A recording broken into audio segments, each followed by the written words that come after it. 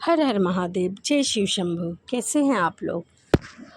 आपके अपने YouTube channel प्रेम भक्ति में फिर से एक बार स्वागत है। और इसी के साथ आज हम सुनेंगे एक बहेलिए की शिव भक्ति। तो आइए मन में माता गौरा भगवान शिव का ध्यान करते हुए आगे की कथा सुनते हैं। एक गांव में हरिया नाम का एक बहेलिया रहता था। वह गांव में जाकर जाल बिछाकर चिड़िया, कबूतर, तोता और अन्य पक्षियों को पकड़ता था। फिर उन्हें पिंजरे में बंद करके रख लेता था और गांव के बाज़ार में जाकर उसे बेच दिया करता था। हरिया के घर में उसकी पत्नी शोभा भगवान शिव भक्त थी। वह दिन रात भगवान शिव की पूजा किया करती थी। शोभा अपने पति के काम से बिल्कुल भी खुश नहीं थी। एक दिन उसने हरिया से कहा, सुनो जी, तुम जिन पक्षियों को पकड़कर बेचते हो उन्हें कितनी तकलीफ़ होती होगी। उसकी बात सुन हरिया हंसने लगा और कहने लगा, तुझे कैसे पता कि उन्हें तकलीफ़ भी होती है? इन्हें बाज़ार में बेचने से मुझे अच्छे पैसे मिलते हैं। यह सुनकर शोभा रोने लगी। उसने कहा, आपको शायद पता नहीं कि इन भोले बेजुबान पक्षियों की हाय हमें लग रही है। इसी कारण आज तक हमें कोई संतान नहीं है। मैं दिन रात भगवान शिव की पूजा करती हूँ, लेकिन फिर भी संतान सुख से वंचित हूँ। हरिया ने कहा, मैं यह सब नहीं मानता हूँ, तो इन सब के बारे में सोचना छोड़ दे। यह कहकर हरिया पक्षियों को पकड़ने फिर चला गया। शाम को हरिया पिंजरे में पक्षियों को लेकर आता है और झोंपड़ी में रख देता है। अगले दिन फिर से हरिया पक्षियों को पकड़ने चला जाता है। तभी कोई घर का दरवाज़ा खटखटाता है। शोभा दरवाज़ा खोल देखती है तो उसके सामने एक ब्राह्मण अपनी पत्नी के साथ खड़े रहते हैं। शोभा उनसे कहती है कि महाराज, आप कौन हैं? तब ब्राह्मण कहते हैं कि बेटी, हम बहुत दूर से आए हैं और इस गांव में शिव मंदिर में अमर कथा वाचने वाले हैं, इसीलिए घर घर जाकर उसका निमंत्रण दे रहे हैं। तुम भी कल से अपने परिवार के साथ कथा सुनने अवश्य आना। यह सुनकर शोभा बहुत खुश हुई। उसने कहा, हे ब्राह्मण देवता, मेरे तो भाग्य खुल गए कि मुझे ऐसा अवसर प्राप्त हुआ है, परंतु आप दोनों ही रहने की व्यवस्था कहाँ है? तब ब्राह्मण ने कहा, बेटी, मंदिर के पंडित जी ने हमारा रहने और खाने का इंतज़ाम मंदिर में ही कर दिया है और इस गांव में जो भी हमें सम्मान और प्यार देगा और भोजन कराएगा, हम उसके यहाँ भी भोजन कर लेंगे। यह सुनकर शोभा की आंखों से आंसू बहने लगे और वह रोने लगी और कहती है कि महाराज, मैं बहुत गरीब हूँ, लेकिन मेरी इच्छा है कि जब तक आप गांव में हैं तब तक हमारे घर पर भोजन करें। मैं जो भी रूखा सूखा खाऊंगी वही आपको खिलाऊंगी। वो आपको पसंद आएगा या नहीं, यह मुझे नहीं पता। यह सुनकर ब्राह्मण की पत्नी बोली, बेटी, तू चिंता मत कर।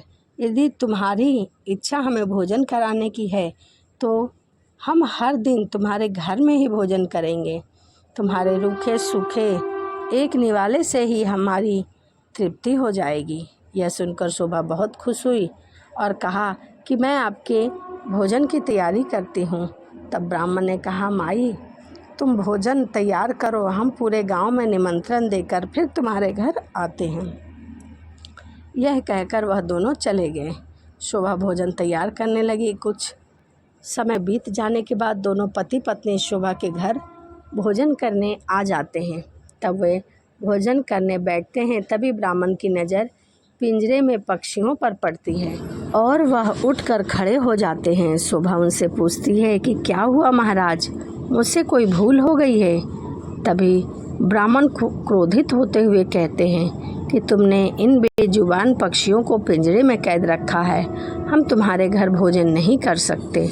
तुम भगवान शिव की अमर कथा सुनना चाहती हो और उनके प्रिय कबूतर को तुमने कैद रखा है। यह कहकर वह वहाँ से चले गए। शोभा उनके पैर पकड़ लेती है और कहती है कि हे ब्राह्मण देवता, मेरे घर से रुष्ट होकर ना जाइए। वैसे भी मैं संतान सुख से वंचित हूँ। अगर आप बिना भोजन किए चले गए तो हमारा सर्वनाश निश्चित है। यह पक्षी मेरे पति ने पकड़ के रखे हैं, मैं इन्हें अभी आज़ाद कर देती हूँ। यह कहकर वह बाहर जाकर सारे पक्षियों को छोड़ देती है। यह देखकर ब्राह्मण पति पत्नी भोजन करते हैं और शोभा को सौभाग्यवती और पुत्रवती होने का आशीर्वाद देकर चले जाते हैं। शाम को जब हरिया आता है तो पिंजरा खाली देखकर शोभा से पूछता है। तब शोभा उनसे सारी घटना बता देती है।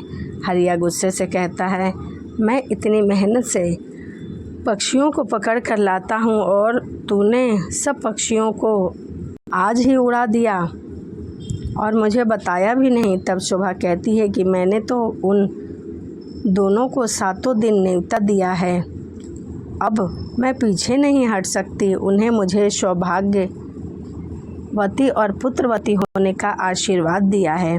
अमर कथा वाचने वाले सच्चे ब्राह्मण का आशीर्वाद कभी बेकार नहीं जाता। अगर उन्हें भोजन नहीं कराया और उन्हें गुस्से में उन्होंने मुझे श्राप दे दिया तो मेरा सर्वनाश अवश्य हो जाएगा। आप केवल 7 दिन इन पक्षियों को मत पकड़िए, इसका ध्यान रखिए। हरिया को हार कर उसकी बात माननी पड़ी। अब वह मन में 7 दिन घर पर ही रहने लगा।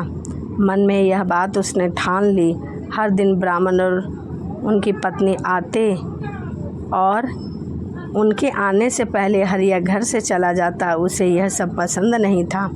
शाम के समय शोभा कथा सुनने चली जाती। वह हरिया से भी चलने को कहती, परंतु हरिया मना कर देता।